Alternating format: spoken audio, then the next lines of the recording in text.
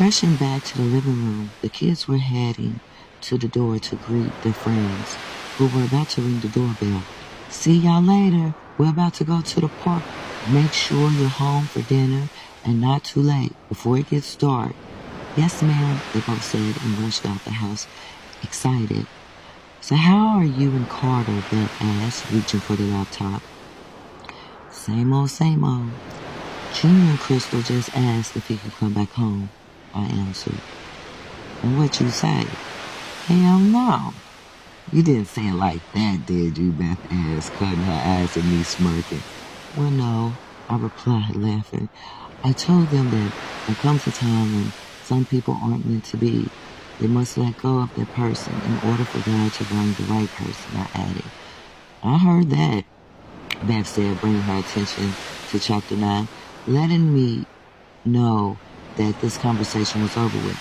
While Beth's eyes widened, moving continuously from left to right, I started thinking of what I was going to write about in chapter 10. I should write about how the pregnancy was after taking the pills, I thought. And, Beth said, shaking her head while smiling. "What?" "You've done it again." Now with chapter 10, start with how you and Zeus intertwined with one another, with y'all's first date, Beth suggested. "Great idea, Beth," I complimented. I must admit, Beth was helping me to shape this story. I can get used to her suggestions. You know, Beth, I bet you'd be a great author. "No, that's not my calling," Beth said. "What is your calling?" I asked anxiously. "Believe it or not, it's to be a fashion designer," Beth replied. I could now see it because Beth always dressed so nice.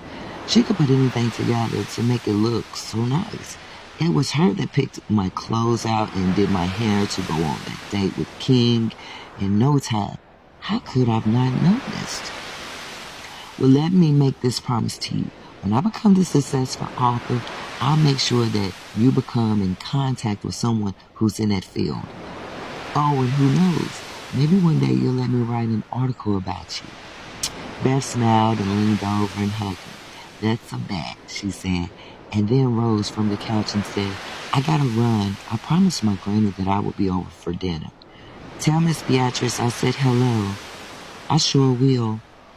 I walked back to the door and watched as she drove off, blasting music.